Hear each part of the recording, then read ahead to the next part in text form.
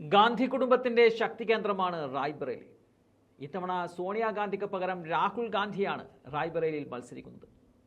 രാഹുൽ മത്സരിക്കുന്നതോടെ എല്ലാ കണ്ണുകളും ഇപ്പോൾ റായ്ബറേലിയിലേക്കാണ്. അത്തരമൊരു സാഹചര്യത്തിൽ 2019 അമേഠിയിൽ സംഭവിച്ചത് ഇത്തവണ റായ്ബറേലിയിൽ സംഭവിക്കാൻ കോൺഗ്രസ് നേതൃത്വം ആഗ്രഹിക്കുന്നില്ല. ഇത്തരമൊരു സാഹചര്യത്തിൽ രാഹുൽ റായ്ബറേലിയിൽ ജയിച്ചേ മതിയാവുള്ളൂ. അതിനുള്ള തന്ത്രങ്ങൾ അണിയറയിൽ ഒരുക്കി കഴിഞ്ഞിട്ടുണ്ട്. അധികാരത്തിലെത്തിയ ശേഷം കോൺഗ്രസ് സ്ഥാനാർത്ഥികൾ മണ്ഡലം ശ്രദ്ധിക്കുന്നില്ല എന്നുള്ള ആരോപണമാണ് ഇപ്പോൾ BJP പ്രധാനമായും ഉയർത്തിക്കൊണ്ടുവരുന്നത്. വയനാട്ടിൽ രാഹുൽ ജയിച്ചാൽ റായ്ബറേലിയെ ഉപേക്ഷിക്കുമെന്നുള്ള ചർച്ചകളും പ്രാദേശികമായി BJP നടത്തി വരുന്നുണ്ട്. എന്നാൽ ആ പ്രചരണങ്ങൾക്കൊക്കെ മറുപടി നൽകിക്കൊണ്ടാണ് കോൺഗ്രസിന്റെ പ്രചരണം വരുന്നത്. കഴിഞ്ഞ 100 വർഷങ്ങൾ ഗാന്ധി കുടുംബത്തിന്, പ്രധാനമായും കോൺഗ്രസ് പാർട്ടിക്ക് റായ്ബറേലിയുമായി അടുത്ത ബന്ധമാണ് എന്ന് കാണിച്ചുകൊണ്ടാണ് കോൺഗ്രസ് പ്രചരണം.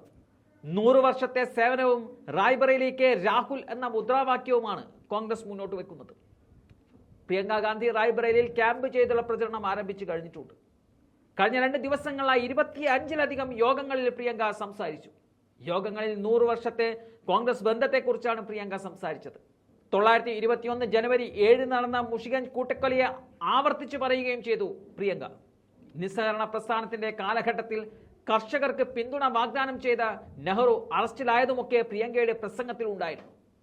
1952 ആദ്യ തെരഞ്ഞെടുപ്പിന് ശേഷം 66 വർഷങ്ങൾ റായ്ബറേലി കോൺഗ്രസിന്റെ കൈവശമുള്ള മണ്ഡലമാണ്.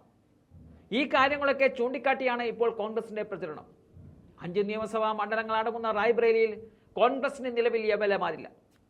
എന്നാൽ 5ൽ 4 മണ്ഡലങ്ങളിൽ സമാജ്വാദി പാർട്ടിയുടെ MLA-മാരാണുള്ളത്. ഒന്നു മാത്രമാണ് BJP-യുടെ കയ്യിലുള്ളത്.